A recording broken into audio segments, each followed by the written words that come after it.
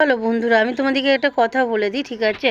তো আমার তো পুরো রিচ ডাউন হয়ে গেছে, তো অনেক জনের কাছে আমার এই ভিডিওটা পৌঁছাবে না আমি জানি, ঠিক আছে? যেহেতু আমার এঙ্গেজমেন্ট লাল হয়ে আছে, তো যাদের যাদের কাছে পৌঁছাবে অবশ্যই আমাকে কমেন্ট করে জানাবে, ঠিক আছে? তা তোমরা কি জানো, আমি কিন্তু অনেক জুনার আইডি ঠিক করে দিয়েছি, অনেক জুনা আমার কাছে স্ক্রিন শেয়ার করে আইডি ঠিক করেছে। আজকে তারা কিন্তু সফলতা পেয়েছে, ঠিক আছে? তারাই কিন্তু আমাকে চিনতে পারে না এখন, জানো? এরকম অবস্থা ফেসবুকে। তো ফেসবুকে তোমরা যখন কাজ করতে এসো, কাজ করো না, হিংসা হিংসি কেন করছো? আরে হিংসা করে কি হবে, তাই না? তা ফেসবুক কি তোমাকে দিয়ে দেবে? কিন্তু আমি কখনো হিংসা করি না, জানো তো? যে না, দেখো, ও যখন আর্নিং করছে করুক, ও তো আমাকে কেউ ভাগ দিয়ে দেবে না। আমি যদি ওকে কোনো কিছু শিখিয়ে বা আমার সফলতা, আমার কিছু বলে দেওয়ার জন্য ও যদি সফলতা হতে পারে, তো হোক না। এটা আমার মনে কখনো হিংসা নেই, আর কখনো আসবেও না, এই জিনিসটা আমার মধ্যে নেই। তাই আমি সবারই কিন্তু দোয়া নিই, বরদোয়া নিই না।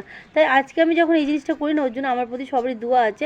তো আল্লাহর দোয়ায় আমি সমস্ত কিছু মানে হার মুসিবত থেকে, মানে এই থেকে আমি কিন্তু পার হয়ে যাই সবারই দোয়াতে। তো আমি বলবো, যারা ফেসবুকে হিংসা করছো তাদের কোনো কিছু লাভ হচ্ছে না। হচ্ছে কি? হচ্ছে না। তোমরা একটাই মানে হিংসা করো যে ও যখন করছে তাহলে আমি কেন পারবো না? অবশ্যই আমি পারবো।